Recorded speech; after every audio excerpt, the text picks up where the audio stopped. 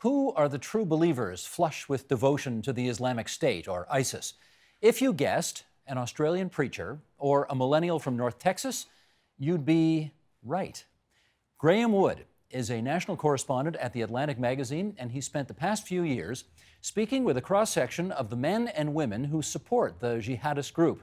He's captured these conversations in his new book. It's called The Way of the Strangers: Encounters with the Islamic State. And he joins us now to reflect on the strategy, theology, and psychology driving ISIS. Great to meet you, and welcome sort of home. You're not born here, but your folks are from here. Yes, they are. So welcome back to Toronto. Feels like home to me. I want to ask you first and foremost about the title, The Way of the Strangers, because the first word that comes to mind when we think about people who have joined ISIS, at least in my thinking, is not strangers, it's psychopaths, savages, whatever. And you refer to them that way in the book too. So why strangers? Well, they call themselves strangers. You know, I spoke to many people in social settings, and I asked them what their background was, and often they would say they were actually part of formal groups called the strangers, al-ghuraba in Arabic. And that meant social groups, that meant political groups. It even meant, in one case, a trivia bowl team called the Strangers.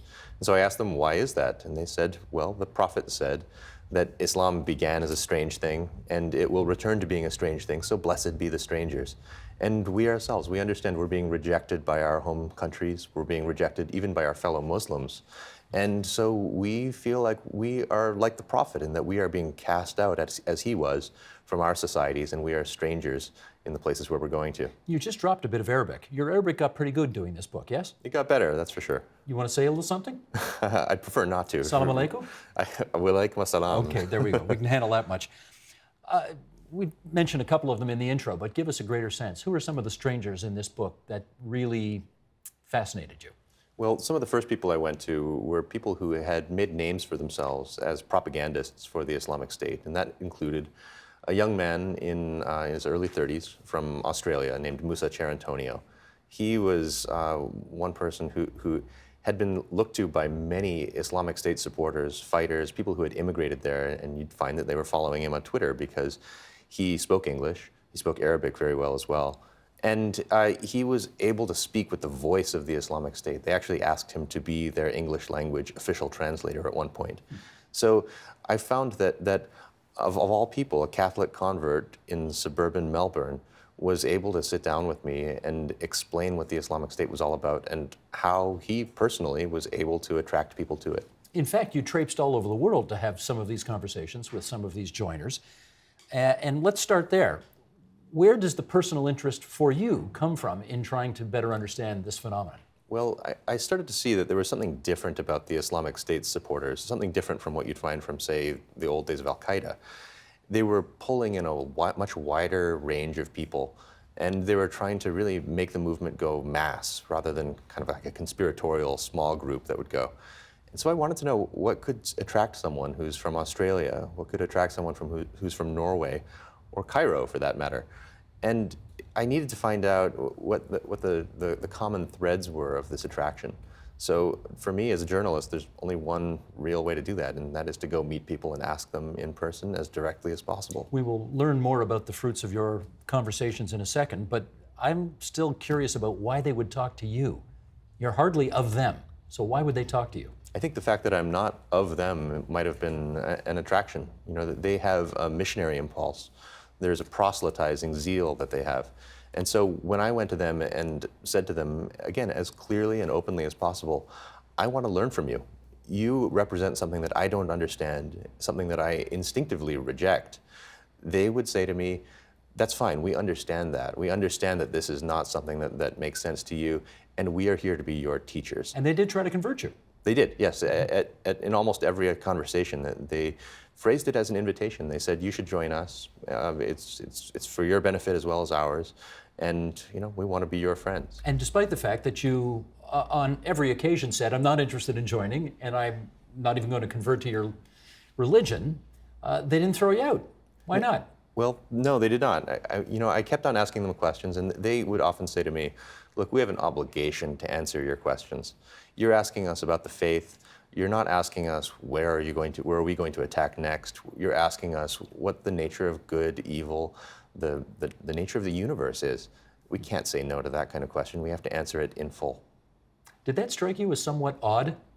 I did think that for members of or supporters of a terrorist group, it was strange that they were so talkative, that there are some secrets that they would want to keep, and even they would sometimes say to me, we're telling you more than really is in our interest. It's just we feel the obligation to do this. What was really odd to me was that the conversations were as pleasant as they were. I'm talking to them over pizza, over tea, in social settings, and the conversations would be fascinating. It's pretty rare you get a conversation with someone that touches on what, to me, it seemed like deep intellectual questions about the nature of God, about the nature of their religion, and about their weird minority interpretation, which they could explain in florid detail. Did you at any point in your conversations with, these are the guys who support beheading and drowning people and cutting people's hands off. And, that's correct. They're the worst of the worst. And you're kind of having cokes with them. Did that, obviously in a professional capacity, but did you want to crawl out of your skin at some point? Oh yeah, these people, they believe things that are loathsome. There are the views that they have. They endorse sex slavery, they endorse genocide, and they're very open about this. And I would tell them, look, what you're describing is terrible, and I reject it. And sometimes they would even sometimes be sympathetic to me. They'd say, look, you're from Canada or the United States, and we're from Australia, we're from Japan. It's not like we grew up in a situation where we were looking for a group that was beheading people. So we understand the instinctive recoil that you have from what we're doing. However, we are here to explain why what we're doing is actually righteous, it's called upon by God, and we have no choice, and neither do you. Here is an excerpt from The Way of the Strangers. The cognitive dissonance still jars me. These are intelligent people with the most wicked beliefs. It's tempting to try to resolve that tension by doubting their sincerity. Surely they don't want genocide. Surely they don't want me dead. But I have looked for signs of a con, and if there is one, they are its victims and not its perpetrators. When someone says something too evil to believe, one response is not to doubt their sincerity, but to expand one's capacity to imagine what otherwise decent people can desire. That, I have concluded, is the proper response to the Islamic State. Follow up on that. Tell me more about what you mean there. Well, when people told me, again, that they endorsed these horrible practices, I had to think, you must be kidding. You must not really believe these things. And maybe there were some hidden reasons why they believed these things. Maybe there were political grievances. Maybe the world had really dealt them a bad hand, and this was kind of a way to cry out. And the more I spoke to them, the less I was convinced by those alternative explanations. And I found that really I needed to be more imaginative. I needed to see that there was, in fact, a way of seeing the world that they had that was coherent, that was intellectually backed, and that simply was so awful that it took a lot of effort for me to realize that it might really be a sincerely held belief, which in the end I was quite convinced it was. But there's that word again. You said there's an intellectual basis for their barbarity. And again, those things don't seem to compute to a Western mind. Did you get your head around it? It took a while, but yes. So we see things like beheading videos, and if I never see another one, it'll be too soon. But there is also this effort that the Islamic State has to educate, and that is an attempt to take this very extreme minority, brutal, intolerant version of Islam, and to proselytize on that basis. They are creating. They have learned essays. They have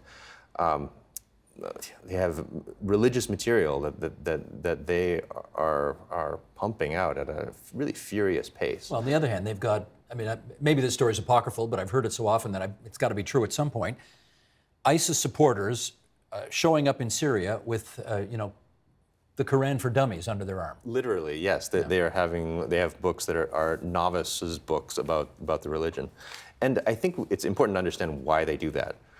One is that they are often coming to their zeal very late. So it's not as if they've been devout, pious, practicing Muslims for a long time. They, in fact, they recognize themselves as sinners, and they're trying to purge their sins. It's a form of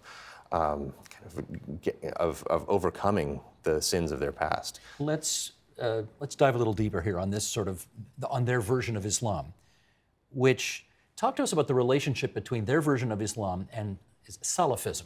And what's the connection there? Yeah, so there is a version of Islam called Salafism. It's a type of Sunni Islam that tries to look back to the earliest companions of the Prophet and in every way possible emulate their practices, their legal environment, and so on. And the Salafis are not all jihadists, but almost everybody who's gone to the Islamic State buys into this version of Islam in one way or another. Is violence part and parcel of Salafism? Well, jihad is one part of it, and most Salafis are not violent. Most of them believe that it's important to live in a peaceful way in their own societies. Now, there are some, and the Islamic State is a very, very good representative of this, that believe that to emulate those early companions of the Prophet Muhammad, they have to fight against a non-Muslim or an oppressive leader. And the Islamic State does that, of course, aggressively, and that includes leaders of Saudi Arabia, of Egypt, of nominally Muslim states, and certainly against non-Muslim states and secular democracies and parliamentary systems like our own. No, but that's the thing. They don't seem to make a distinction between a Western parliament-based system or a republic like the United States and governments run by Muslims, but not their form of Islam. In their view, what they want to avoid more than anything else is the sharing of the lordship of God. So God is to be worshipped above all else and without any partner. And they believe that legislation belongs only to God. So if we have a system that creates laws that are not based on a divine order, then we've committed a form of idolatry, of even polytheism. So when they see, for example, Abdel Fattah Sisi, the president of Egypt, passing a law, well, where's this law coming from? It's coming from man, they say, and therefore he's a polytheist. He's not a Muslim. He must be fought. I get that, but Sisi's he's a military guy.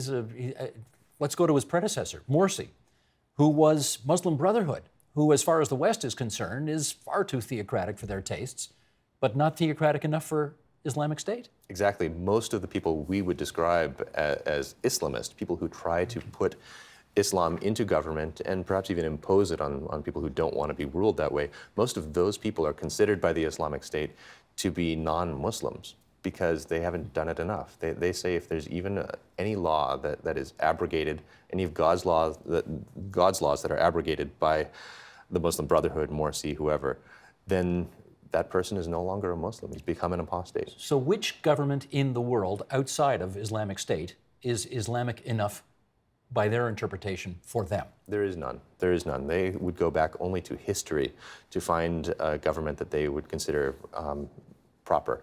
In fact, it looks like they would probably not accept any government before about the year 1258, until after the year, anything after 1258 just not good enough. Is not good enough for them. Okay, Graeme, you ready for a high, tight fastball here? Please. Okay, here we go.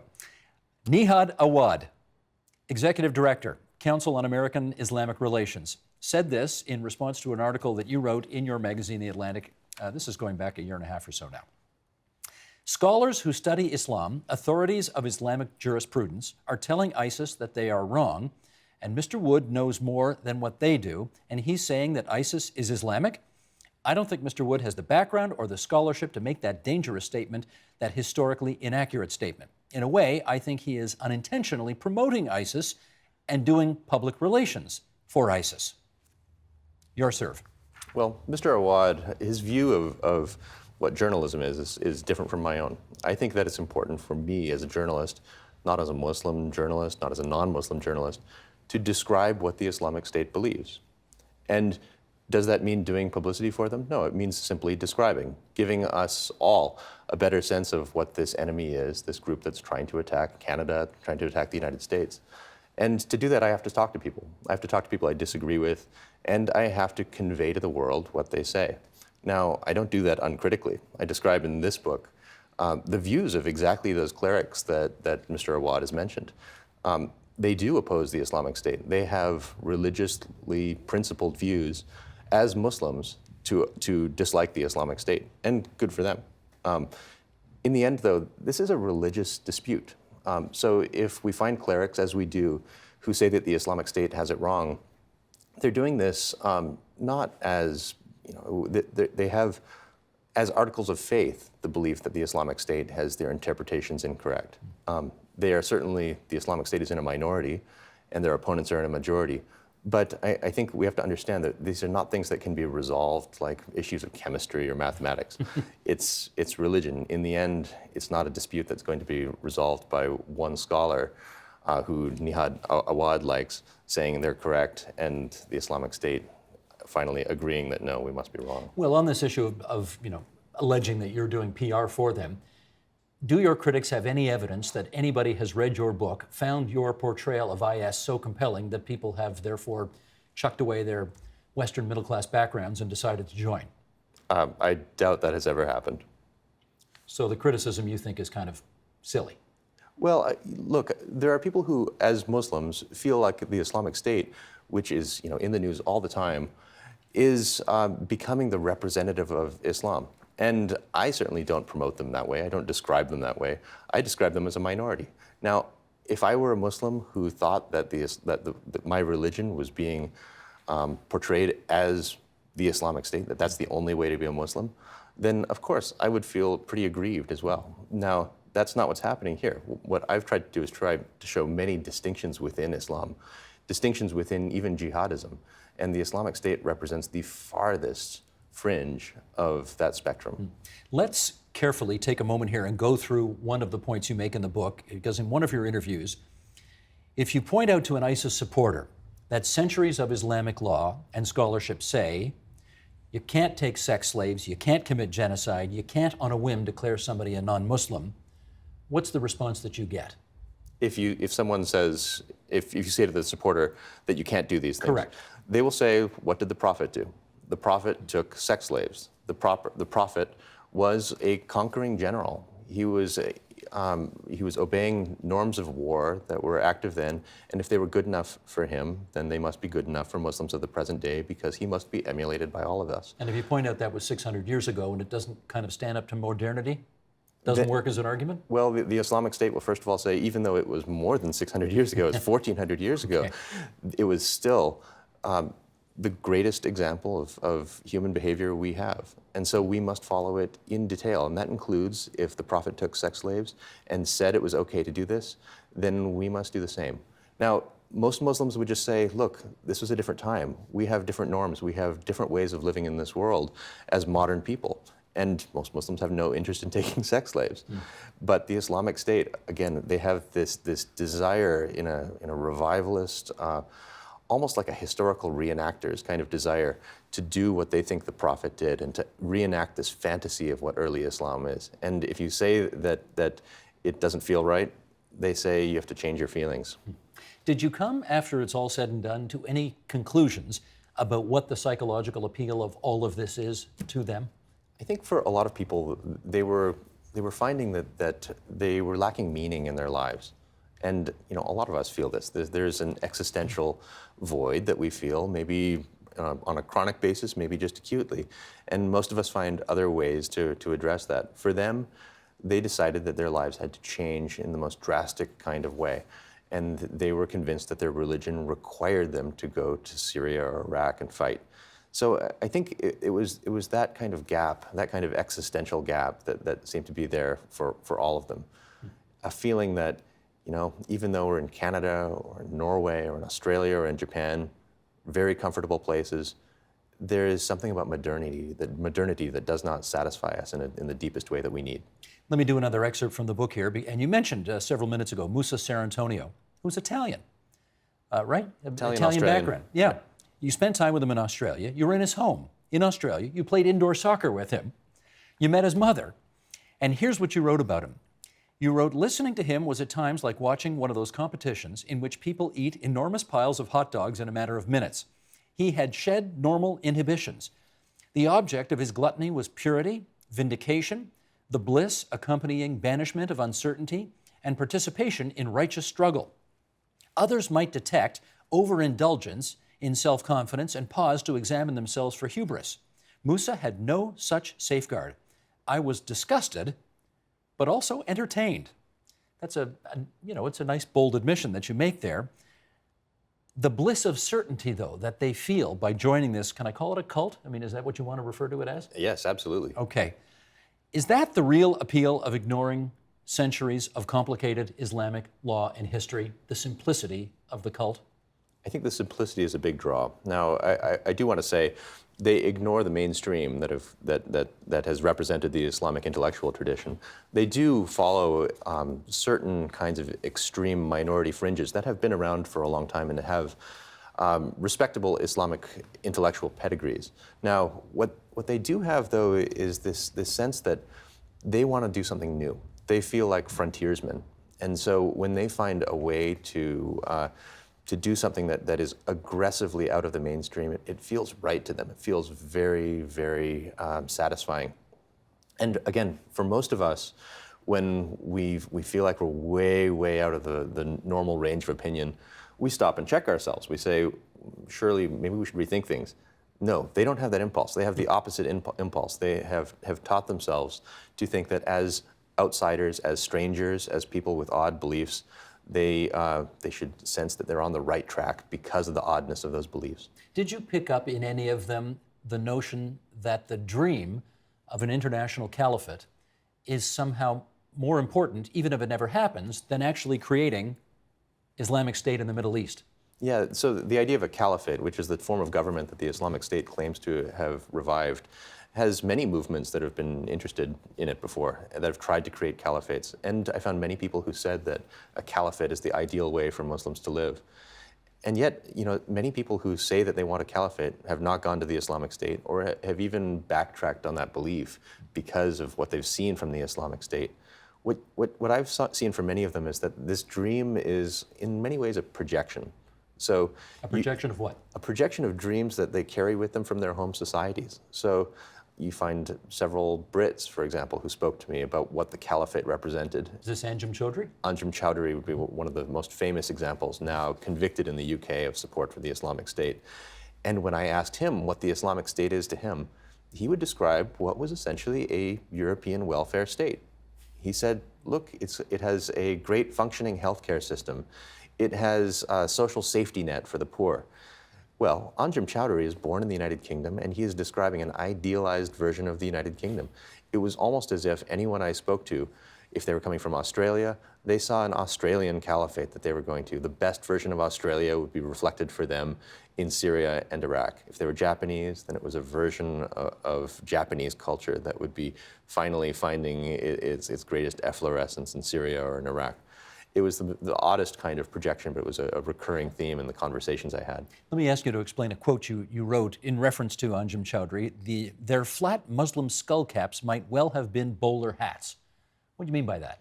Well, you can't escape your origins. And as a British subject, the way that Anjem Choudary saw the world, even though he wanted it to be reflecting this fantasy of what the early Islamic State would have been, he is seeing the world as a British citizen. He is seeing the ideals of the society where he was born and where the norms that are reflected in his ideals are where their origin is found. Graeme, it's impossible to do an interview these days without asking a question about your president. So let me bring that angle into it here. And try this. There's certainly a huge chunk of Donald Trump's base, and maybe a part of his thinking as well, that is suspicious of Muslim people because at its foundation, they believe that every Muslim is a potential IS recruit. You having written the book, what's your feeling on that? Well, Donald Trump is very odd in many different ways, but one is that this focus that he has on radical Islamic terror or radical jihadism is not matched by any seeming interest in finding out anything about this subject. There are so many different versions of radical Islamic terror, so many different versions of jihadism, and it's as if Donald Trump's desire is to conflate them all, to put them all into one basket, which we'll just call Islam. And I think there is, in the policies that he has tried to enact, a suggestion that he thinks that every Muslim is a potential recruit to the Islamic State, which is almost the opposite of what I've found in my investigations. You'd certainly find Muslims who are really excited by this type of interpretation, the Islamic State's interpretation of the religion.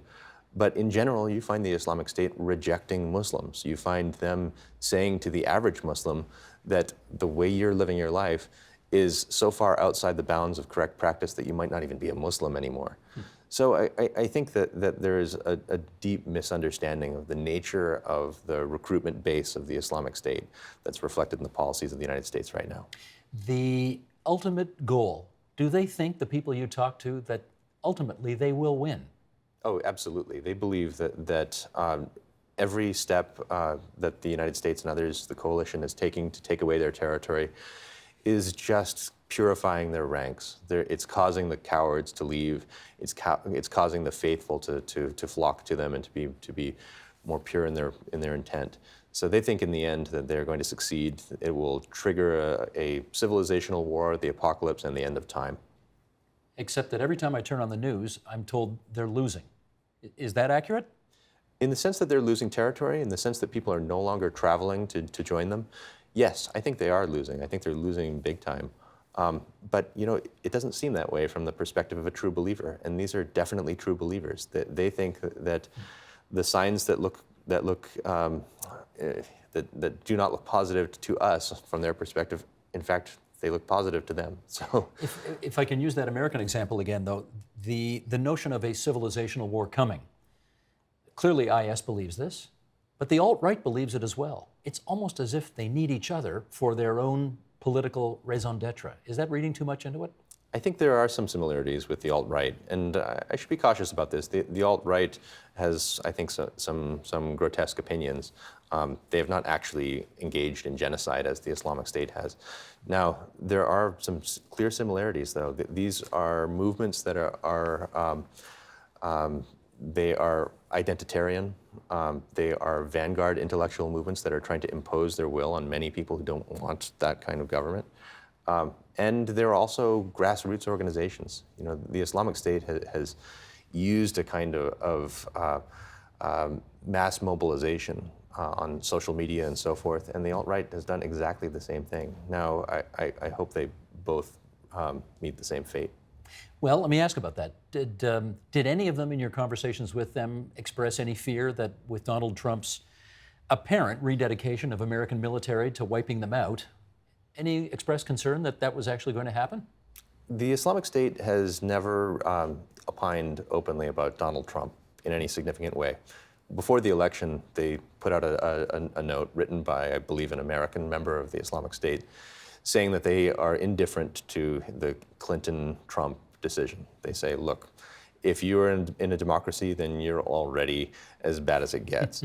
Now, that said, the view of the world that Trump seems to push is obviously very congenial to the Islamic States in the sense that they say that Muslims must live in Muslim countries. They must live in an Islamic State. They cannot ever be at home in the West. And, it's not getting any more comfortable for Muslims in the West right now.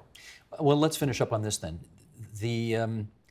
There are successful efforts having been undertaken to, I'm not sure what the right word is here, it could be, deprogram or de-radicalize Muslim youth away from moving towards IS and towards sort of a saner, more normal existence, if I can put it that way. You've spent lots of time with these people. Do you think any of the folks that you talk to can be de-radicalized or deprogrammed away from where they are? The vast majority of the people I spoke to are not going to be de-radicalized or deprogrammed. Most of them, the ones who have actually made it over there, they want to die, and that's probably what's going to happen to them. It's going to happen to them soon. Now, that doesn't mean there aren't marginal cases, though. People who haven't traveled, people who see the Islamic State and have a kind of passive support for it and think that maybe it's on the right track.